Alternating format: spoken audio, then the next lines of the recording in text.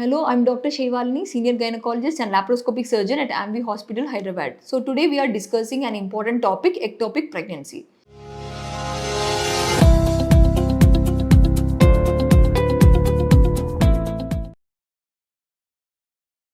Every pregnant woman must be aware of this condition. It's not treated properly. Ectopic can cause infertility issues later on. An ectopic pregnancy occurs when a fertilized egg grows in a fallopian tube instead of uterus. So this can be very dangerous as growing an embryo can cause the tube to rupture.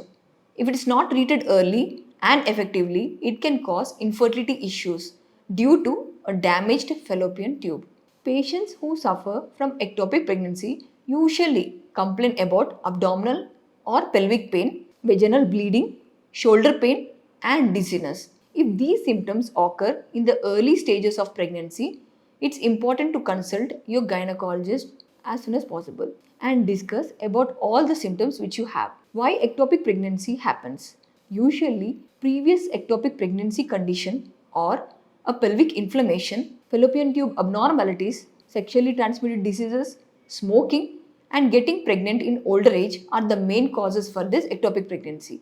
We diagnose ectopic pregnancy using pelvic exams, ultrasound scannings, and blood tests like serum beta HCG. Treatment for this condition is really dependent upon which stage ectopic pregnancy is diagnosed. In some cases, medicines can help, but in some cases, surgery may be mandatory to remove the ruptured ectopic tissue.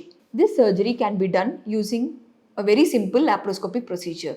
This surgery has to be done with utmost precision as it can cause damage to the fallopian tubes. Many of our patients who got ectopic surgery done became pregnant later. So don't worry. If you are already diagnosed with ectopic pregnancy, consult a good gynec laparoscopic surgeon for the best results.